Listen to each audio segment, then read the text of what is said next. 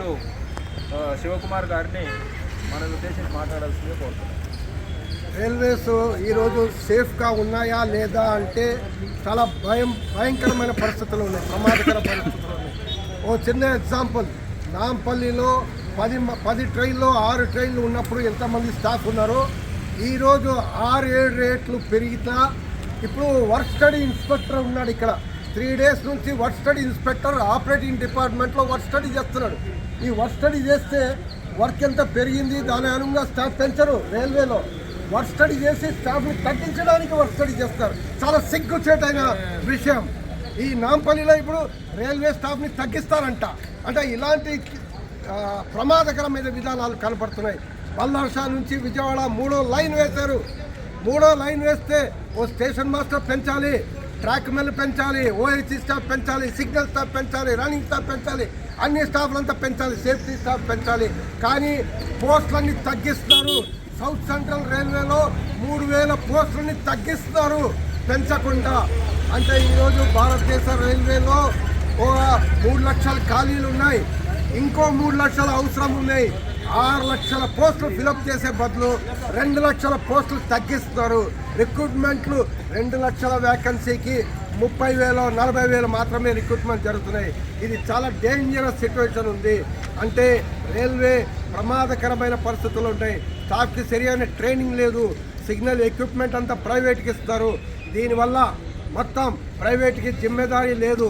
Contract system ఇస్తారు. Contract అందరికీ 10,000 12,000 రూపాయల జీతం మాత్రమే.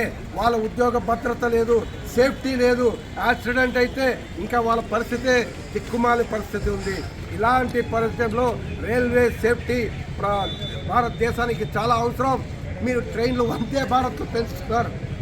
రైల్వే సేఫ్టీ ఏమైంది? కవచ్ ఏమైంది? మీరు చెప్పిన కవచ్లు ఏమైంది? రైల్వే సేఫ్టీకి ఆధునిక పరికరాలు ఏమైంది?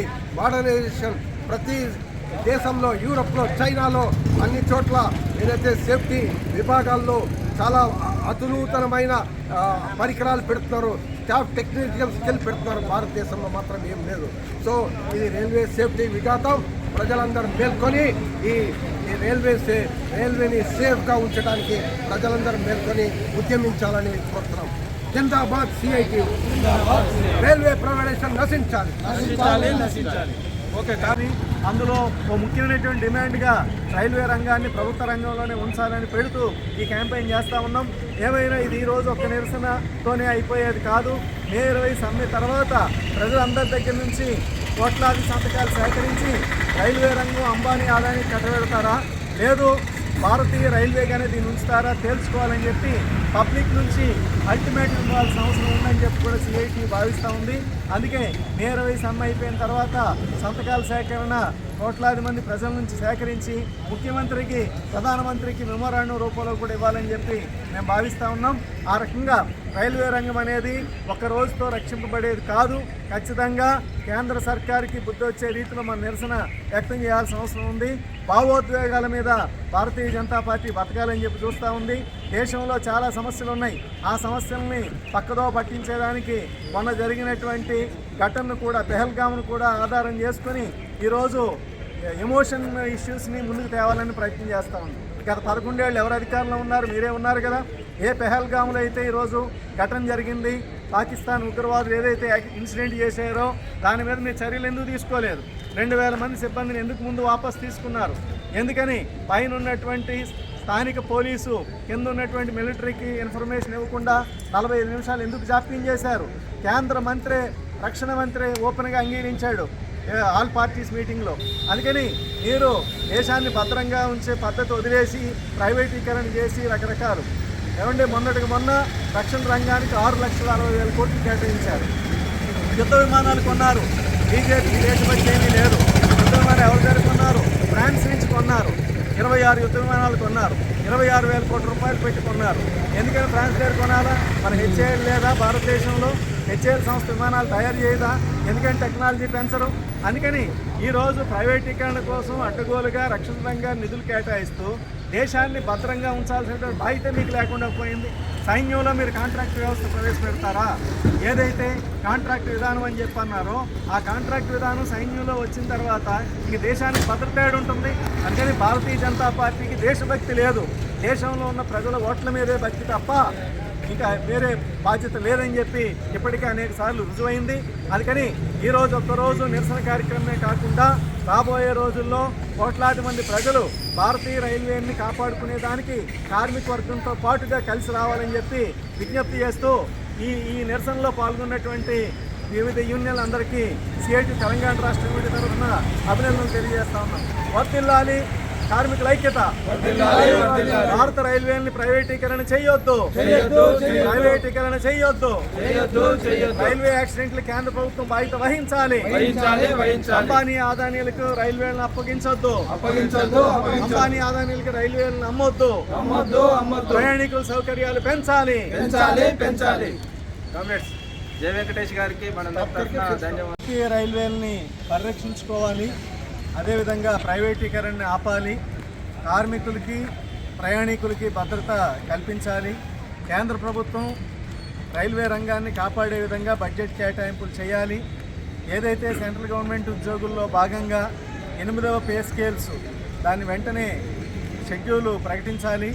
ఈ రకంగా ప్రధానమైన డిమాండ్ల కోసం దేశవ్యాప్తంగా సిఐటియు అఖిల భారత కమిటీ నిన్న ఈరోజు మే 5, 6 తారీఖుల్లో దేశవ్యాప్తంగా రైల్వే స్టేషన్ల వద్ద నిరసన కార్యక్రమాలకు పిలుపునిచ్చింది.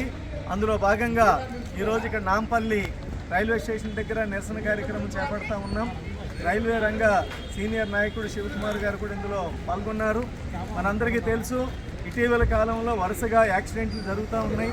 వందలాది మంది ప్రయాణికులు చనిపోతూ ఉన్నారు. ఉద్యోగులు కూడా చనిపోతూ ఉన్నారు. కానీ కేంద్ర ప్రభుత్వం దీనికి సంబంధించిన మోరల్ రెస్పాన్సిబిలిటీ, నైతిక బాధ్యత తీసుకోకుండా సిబ్బంది మీదో సాంకేతిక కారణాల మీదో యాక్సిడెంట్లకి కారణాలు నెట్టేస్తూ తన బాధ్యతలను తప్పించుకుంటా ఉన్నది. జమానాలో ఏదైనా ఒక చిన్న యాక్సిడెంట్ జరిగి, రైల్వే యాక్సిడెంట్ జరిగి 2-3 చనిపోయినా ఆ రోజు ఉన్నటువంటి అనేక మంది మంత్రులు రాజీనామా చేసినటువంటి పరిస్థితి ఉన్నది. కానీ ఇప్పుడు కేంద్రంలో ఉన్నటువంటి బీజేపీ సర్కార్ నిస్సిగ్గుగా తన ప్రైవేటీకరణ చర్యలను సమర్థించుకుంటూ ఈరోజు ఏదైతే కాంట్రాక్ట్ అవుట్సోర్సింగ్ విధానం ప్రవేశపెట్టారో దానివల్ల చాలా అనర్థాలు జరుగుతూ ఉన్నాయి. ఈరోజుకి రైల్వే రంగంలో సుమారు 3 లక్షల మంది అవుట్సోర్సింగ్, కాంట్రాక్టు రకరకాల విభాగాల్లో పనిచేస్తున్నారు. కానీ CITU centre of Indian trade unions సిఐటియుగా నేను కోరేది రైల్వే రంగం అత్యంత ముఖ్యమైనటువంటి రంగం. రోజుకి 2.5 కోట్ల మంది ప్రయాణికుల్ని దేశవ్యాప్తంగా ప్రయాణాలకి సౌకర్యవంతంగా ఉన్నటువంటి పేదల యొక్క గరీబోళ్ళ యొక్క సాధనం రైల్వే రంగం. కానీ ఇట్లాంటి రైల్వే రంగాన్ని ఈరోజు రకరకాల పేర్లతో సూపర్ ఫాస్ట్ రైళ్లు పోయాయి, వందే భారత్లు వచ్చినాయి, ప్రయాణ ఛార్జీలు కూడా అడ్డగోలుగా పెంచినటువంటి పరిస్థితి ఉన్నది. హైదరాబాద్ నుండి విజయవాడ, విశాఖపట్నం వెళ్ళాలంటే 1,200 రూపాయలతో సెకండ్ క్లాస్, థర్డ్ క్లాసు ఇతర ట్రైన్లు ఉన్నాయి. కానీ దాన్ని తలదన్నే రీతిలో 2,400 రూపాయలు వందే భారత్ రైళ్లు ఆ రకంగా ఛార్జీలు వసూలు చేస్తున్నటువంటి పరిస్థితి ఉన్నది. సాధారణ ప్రయాణికులకి స్లీపర్ కోచ్లు పెట్టుకున్నటువంటి స్థితి లేదు. అందుకని సాధారణ ప్రయాణికులకు అవకాశం కల్పించాలి. అంబానీ, ఆదానీ కాదు, ఎలాంటి ప్రైవేట్ కార్పొరేట్ సంస్థలకు కూడా రైల్వే రంగాన్ని అప్పగించవద్దని చెప్పి ఈరోజు సిఐటి డిమాండ్ చేస్తూ ఉన్నది. అంతేకాదు, మోడీ గారు ఏదన్నా సమస్య ఉన్నప్పుడు చెప్తాడు. మన దేశంలో 14 కోట్ల మంది వలస కార్మికులు ఉన్నారు. ఆ వలస కార్మికులు మైగ్రెంట్ వర్కర్స్ ఎవరైతే ఉన్నారో వాళ్ళందరికీ ఉత్తర భారతదేశం నుంచి దక్షిణ భారతదేశం దాకా అందరికీ అత్యంత చౌకైనటువంటి రవాణా సాధనం రైల్వే. కానీ మరి ఇప్పుడు 14 కోట్ల మంది వలస కార్మికులకు ఏం కావాలా? మైగ్రెంట్ వర్కర్స్ ఏం కావాలా? ట్రైన్ అంటేనే పేదోడు భయపడే స్థితి ఉన్నది. ఈరోజు పార్కింగ్ ఫీజులు అడ్డగోలుగా పెంచినటువంటి పరిస్థితి ఉన్నది. ఈరోజు ఇక్కడ నుంచి వరంగల్కి వెళ్ళేదానికి అయ్యే ఖర్చు కంటే పార్కింగ్ ఫీజు ఎక్కువగా ఉన్నది. ప్రయాణ ఖర్చు 100 రూపాయలు, పార్కింగ్ ఫీజు దినమంతా పెడితే గంటకి ఛార్జీ చెప్పి ఆ రకంగా 150 రూపాయలు వసూలు చేస్తున్నటువంటి పరిస్థితి ఉన్నది. సామాన్యుడు రైళ్ళు అంటే భయపడే స్థితిని మోడీ సర్కార్ తెస్తూ ఉన్నది. అందుకని ఎట్టి పరిస్థితుల్లో భారతీయ రైల్వే రంగాన్ని కాపాడుకోవడం అనేది దేశంలో ఉన్నటువంటి 50 కోట్ల మంది యొక్క కార్మిక వర్గం యొక్క బాధ్యతగా తీసుకోవాలి, ఇది ప్రజల యొక్క బాధ్యతగా కూడా తీసుకోవాలని చెప్పి మేము భావిస్తూ ఉన్నాం. అంతేకాదు ఈ నెల 20వ తారీఖున దేశవ్యాప్త సమ్మె జరుగుతూ ఉన్నది.